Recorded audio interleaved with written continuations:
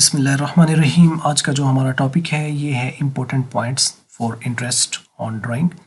तो पिछली वीडियो आपने देख ली होगी जिसके अंदर हम लोगों ने बात की थी इंटरेस्ट ऑन कैपिटल के कुछ इंपॉर्टेंट पॉइंट्स जो थे उनको हमने डिस्कस किया था। यहाँ पर हम जो है इंटरेस्ट ऑन ड्राइंग को देखेंगे। लास्ट टाइम हम लोगों ने जो वीडियो अपडेट की, अगर आपने देखी है तो आपको उसमें एग्जाम्पल से हमने एक्सप्लेन किया था वो क्या है, उसको ज़रूर देख लीजिएगा ताकि स्टेप बाय स्टेप जो है वो आप चलते जाएंगे तो चीज़ें आसान रहेंगी इंशाल्लाह।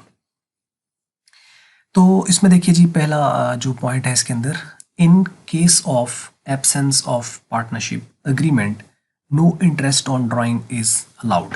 पहला जो पॉइंट है ये लास्ट टाइम भी हम लोगों ने इंटरेस्ट ऑन कैपिटल के में भी देखा था कि अगर एग्रीमेंट ना हो, कोई भी पार्टनरशिप डीड में ये नहीं लिखा हुआ कि पार्टनरशिप जो है वो ऑनर से इंटरेस्ट चार्ज करेगी ड्राइंग के ऊपर, तो ड्राइंग के ऊपर इंटरेस्ट चार्ज नहीं किया जा सकता है। बाय लॉ ये बात है कि उसके ऊपर इंटरेस्ट चार्ज नहीं हो सकता है। तो अगर तो क्वेश्चन में आपको जब हम सॉल्व करेंगे अगर एंड पे प्रॉब्लम्स, तो उसमें आपको ये पहली चीज़ ये देखनी होगी कि मेंशन एक स्पेसिफिक चीज़ की गई है या नहीं की गई। अगर क्वेश्चन में या प्रॉब्लम में मेंशन नहीं है तो इसका मतलब है हम उसको एब्सेंस कंसिडर करते हुए उसको इग्नोर कर देंगे। और अगर वो स्पेसिफिकली मेंशन किया गया है, वो कैसे पता चलेगा? इंटरेस्ट ऑन ड्राइंग वो रेट दे देगा, इंटरेस्ट ऑन कैपिटल वो रेट दे देगा, जिससे पता चल जाएगा कि इसके अंदर उसने मेंशन किया हुआ है, तो फिर उसके अकॉर्डिंगली हम लेके चलेंगे उसको।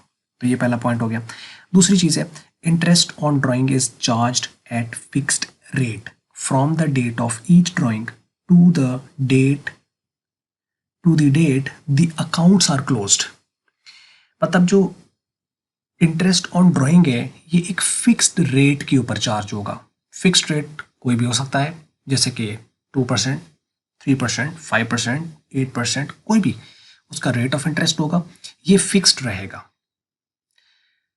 और उसके बाद है कि चार्ज किस तरीके से होगा? From the date of each drawing to the date the accounts are closed.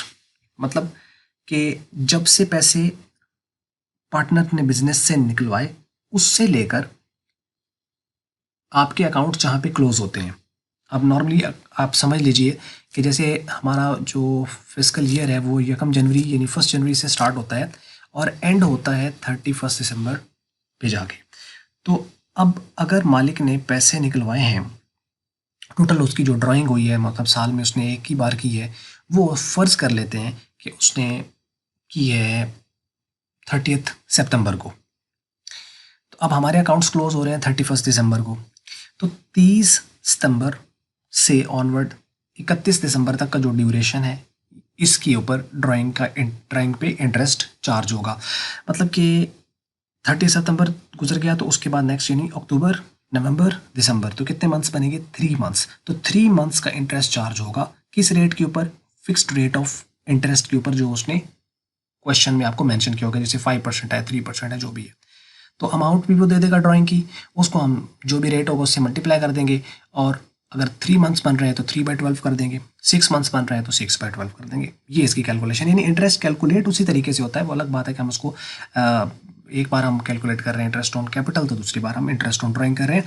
तो ये चीज़ है। तो ये पॉइंट आपको समझ लगे होगा कि interest on drawing is charge fixed rate होगा, तो फिक्स्ड रेट के ऊपर charge from the date of each drawing to the date the accounts are closed. अब यहाँ पे जो ईच का वर्ड है ना, ये थोड़ा सा शायद आपको डाउट कर रहा हो कि ईच का क्या मतलब है, ड्राइंग तो एक है। तो बाज़ दफ़ा ये होता है कि ड्राइंग जो होती है वो एक से ज़्यादा भी हो सकती है, मतलब वो हर 3 माह बाद पैसे निकलवाता है। तो हर 3 माह बाद निकलवाएगा तो साल में वो 4 बार निकलवाएगा, यानी क्वार्टरली अगर वो पैसे बिजनेस से जो है वो ड्रॉ करता है तो 3 महीने एक, फिर 3 महीने एक, फिर 3 माह बाद और फिर 3 माह बाद, तो इस तरह करके वो 4 बार जो है वो उसमें से ड्राइंग करेगा। तो वो फिर हर एक को देखना पड़ेगा। तो अब जो पहले 3 माह की है उस पर चार्ज होगा। अगर अब वो डिपेंड करता है कि पहली जो उसने ड्राइंग की है वो उसने बिगिनिंग पे की है या end of the 3rd month की है। अगर beginning of the 3rd month है तो फिर उस वाली ड्राइंग को 12 महीने का इंटरेस्ट चार्ज होगा। अगर वही उसने एंड ऑफ 3rd मंथ किया तो फिर उसके ऊपर 9 मंथ्स का इंटरेस्ट चार्ज होगा। इसी तरीके से अगर हम एंड ऑफ मंथ को ही देख लें तो पहली को 9 माह का इंटरेस्ट चार्ज होगा, जो दूसरी उसने ड्राइंग की है वो उसके ऊपर 6 माह का इंटरेस्ट चार्ज होगा, उससे अगली वाली पर 9 माह का होगा और चौथी वाली पर कोई इंटरेस्ट चार्ज नहीं होगा क्योंकि वो बिल्कुल एंड पे हुई होगी और उसके ऊपर इंटरेस्ट बनेगा नहीं।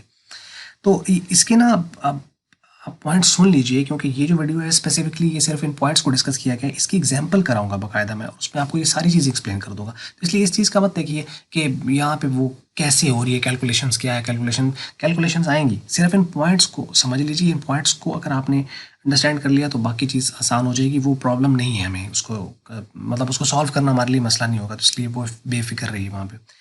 तो ठीक है, तो ये ईच ड्राइंग का पहला कॉन्सेप्ट आपको क्लियर हो गया। तो नेक्स्ट पॉइंट है, if the dates on which the amounts are drawn is not given then interest is calculated on the whole amount. बाज़ दफ़ा ये होता है कि वो डेट मेंशन करता है कि जो पहली ड्राइंग की है ये इस डेट पर की है, दूसरी इस डेट पर की है, तीसरी इस डेट पर की है।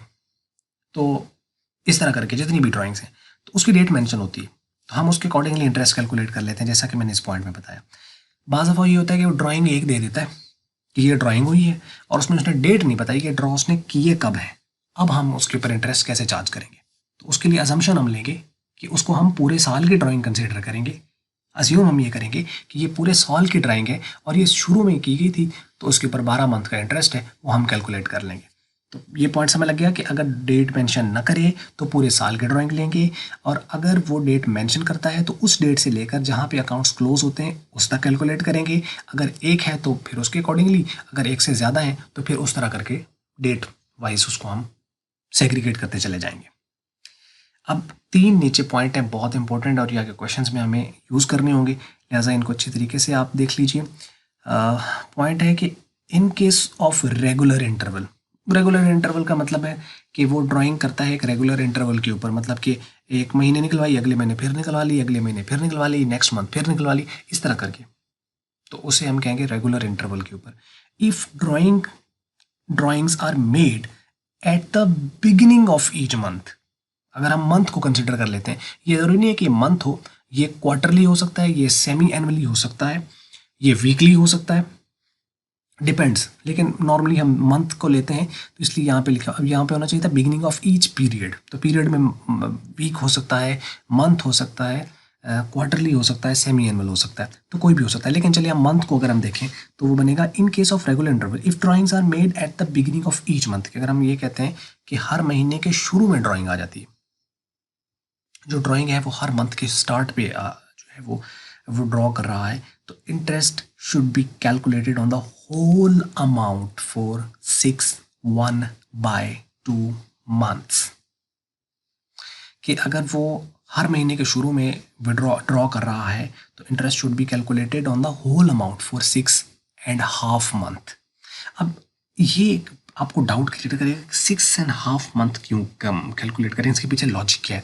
देखो लॉजिक कोई नहीं है, इसके पीछे ना ये एक टेक्निक है, एक तरीकाकार है, एक शॉर्टकट है चीज़ को जल्दी से सॉल्व करने का। इसकी बिल्कुल परफेक्ट आपको समझ आएगी जब हम नेक्स्ट वीडियो के ऊपर आपको एग्जाम्पल कराएंगे ना इसकी, तो ये इसका आपको समझ आएगी। यहाँ बस आप इतना याद रख लीजिए कि जब बिगिनिंग ऑफ, मैंने बोल्ड और अंडरलाइन कर दिया इसको, बिगिनिंग ऑफ ईच मंथ हो, बिगिनिंग का वर्ड इंपॉर्टेंट है कि अगर महीने के शुरू में निकलवाता है तो हम 6.5 महीनों की ड्राइंग कंसिडर करेंगे, वो जितनी भी होगी हम सारी। अब उसने सपोज कर लें 12 ड्राइंग्स निकाली हैं, तो अब उसमें बनता ये है कि जो पहली ड्राइंग है उसके ऊपर अगर उसने महीने के शुरू में निकलवाई तो इसका अंदर जनवरी यकम को उसने निकलवाई, तो जनवरी यकम से लेकर 31 दिसंबर तक उस पर इंटरेस्ट चार्ज होना चाहिए 12 महीनों का। अब आगे यकम फरवरी को उसने निकलवाई होगी तो यकम फरवरी से लेकर 31 दिसंबर तक उस पर इंटरेस्ट होना चाहिए 11 महीनों का। जो उसने यकम मार्च को यानी 1 मार्च को उसने निकलवाई है उसके ऊपर इंटरेस्ट चार्ज होना चाहिए 10 महीनों का। तो इसी तरह करके अगली पर 9 माह का, उससे अगली पर 8 महीने का, फिर 7 का, फिर आखिरी वाले पर 1 महीने का। तो अब हम एक तरीका तो ये है कि हम इस तरह करके कैलकुलेट करें, तो बड़ा लेंथी प्रोसेस हो जाता है।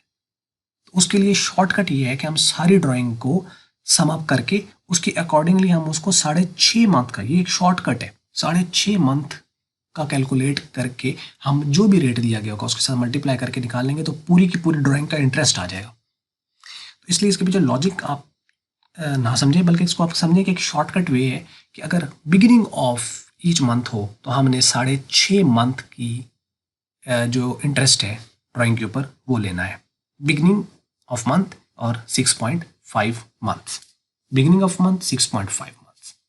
सिंपल, रेट जो भी होगा 2%, 5%, 10% उसके अकॉर्डिंगली कर लेंगे। आपको तो जैसे ही आपको आसान लगे आप इसको कर लीजिएगा। तो ये हो गया next point. If drawings are made at the end of each month, अब यहाँ पे देखो, यहाँ पे बिगिनिंग था, ये स्टार्ट, और यहाँ पे है एंड ऑफ ईच मंथ, के हर महीने के आखिर पर, तो interest should be calculated on the whole amount, पूरी अमाउंट पर हम चार्ज करेंगे। पूरी अमाउंट का मतलब जितनी भी ड्राइंग हम सारों टोटल अमाउंट के ऊपर हम चार्ज करेंगे, लेकिन 5.5 मंथ्स यानी 5.5 मंथ्स का इंटरेस्ट चार्ज करेंगे।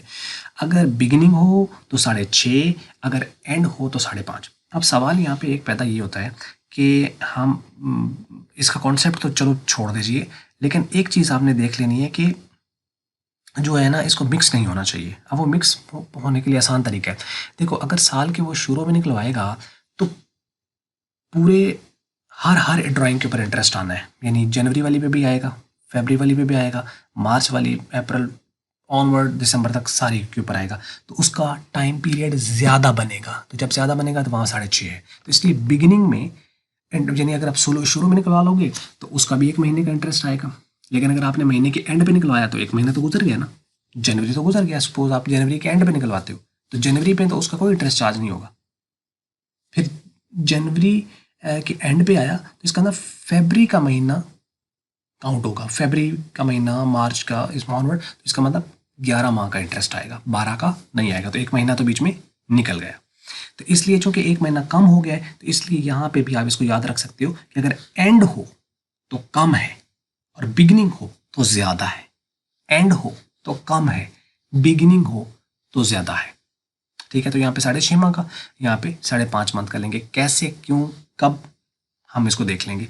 बेफिक्र रहिए इस चीज़ के लिए। और मुझे पता है थोड़ा डाउट आ रहा होगा जहन में कि कैलकुलेशन करते, सली रखिए सुकून से, इनको देख लीजिए, नेक्स्ट वीडियो मिल जाएगी, उसके अंदर आप इसको सारे को कर पाएंगे। अच्छा जी,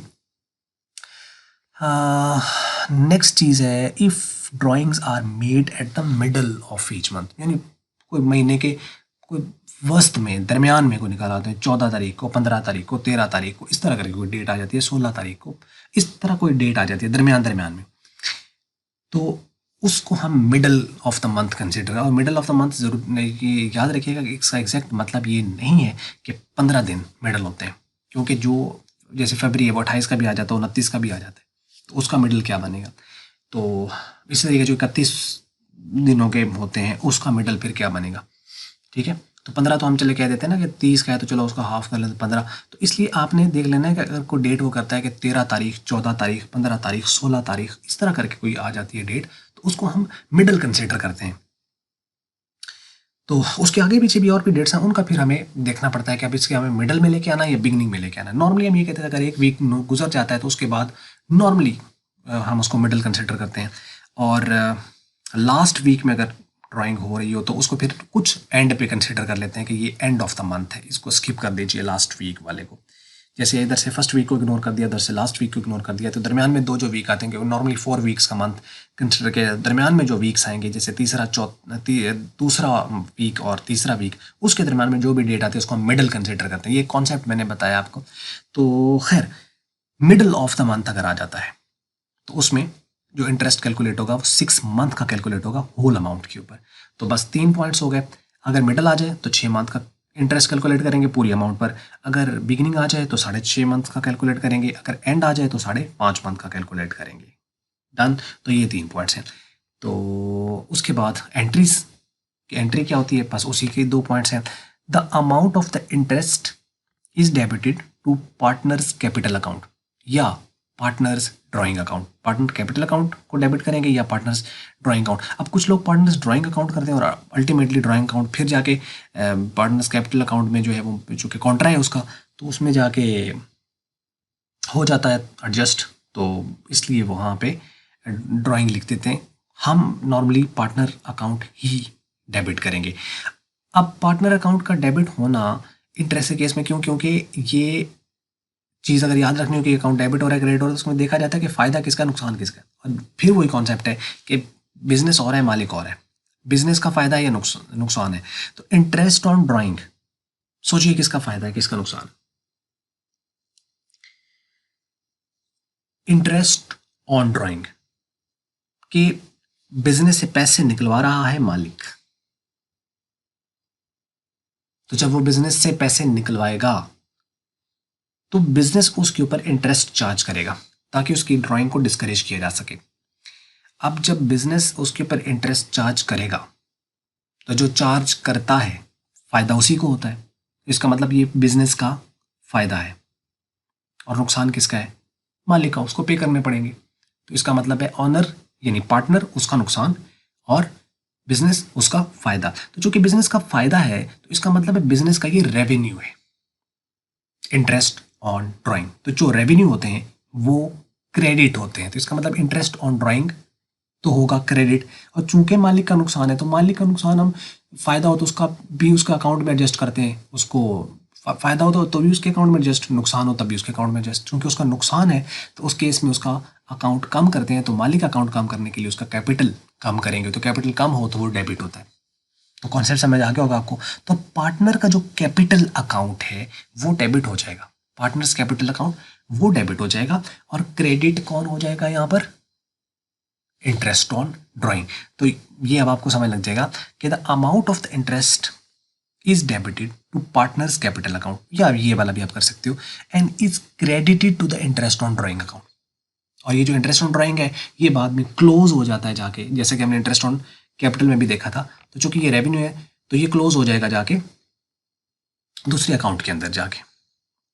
अल्टीमेटली प्रॉफिट तो बिजनेस का है ना, तो बिजनेस का प्रॉफिट जो इंटरेस्ट ऑन ड्राइंग हो या इंटरेस्ट ऑन जाना तो मालिक को ही है। तो एक अकाउंट में जाके ये क्लोज होगा जिसको हम पार्टनरशिप में कहते हैं profit and loss appropriation account, और सोल प्रोप्राइटरशिप में इसको कहते हैं प्रॉफिट एंड लॉस अकाउंट। तो अब फर्स्ट ईयर में हम लोगों ने किया हुआ फाइनल अकाउंट्स में interest on drawing profit and loss में जाता था। तो ये देखिए जी कि amount for the interest on the drawing is close to the app account यानी profit and loss appropriation account, and the closing entry would be interest on drawing account would be debited and profit and loss appropriation account would be credited। यानी जो जिस भी account को मैंने पहले बताया कि जिस भी अकाउंट को क्लोज करना होता है तो उस अकाउंट का जो बैलेंस होता है उसके ऑपोजिट किया जाता है। अब चूंकि हमने पीछे ऊपर देखा ना कि इंटरेस्ट ऑन जो ड्राइंग है ये क्रेडिट है, इज क्रेडिटेड, ये क्रेडिट हुआ है। तो इसको अब क्लोज करना है तो उसको खुद को इसको करेंगे डेबिट और उसकी जगह जिस अकाउंट में से जाना उसको कर देंगे क्रेडिट। तो amount for the interest on drawing is close to the profit and loss appropriation account. तो इस तरह क्या हो जाएगा, closing entry would be interest on drawing account would be debited, वो खुद डेबिट हो जाएगा और उसकी जगह profit and loss appropriation account would be credited, तो वो क्रेडिट हो जाएगा। नहीं, ये पॉइंट थे और मैंने एग्जांपल इसीलिए नहीं ऐड नहीं की यहाँ पे क्योंकि इन पॉइंट्स को समझाने में वीडियो 18 मिनट्स की हो गई है तो फिर वो 30-40 मिनट पे चली जाती है।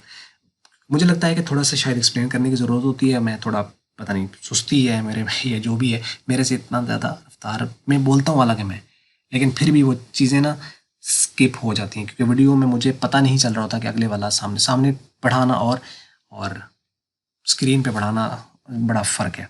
आई होप सो कि आप लोगों को ये बात जो है वो समझ लगी होगी और मकसद मेरा ये है कि आप लोगों को तब चीज़ें जो है वो समझ आनी चाहिए, पहुंचनी चाहिए। अगर पहुंच रही है तो मकसद पूरा हो रहा है, नहीं पहुंच रही है तो फिर हमें कुछ ज़रूरत है उसको अल्टर करने की, चेंज करने की। एनी हाउ, वीडियो अच्छी लगी है तो उसको आप लाइक कर दीजिए। अगर आपको अच्छी नहीं लगी इसको आप डिसलाइक ज़रूर कर देना और मुझे कमेंट्स में बताओ कि इसको किस तरीके से मज़ीद इम्प्रूव कर सकते हैं। हमेशा की तरह वीडियो देखने का, दूसरों के साथ शेयर करने का बहुत बहुत शुक्रिया।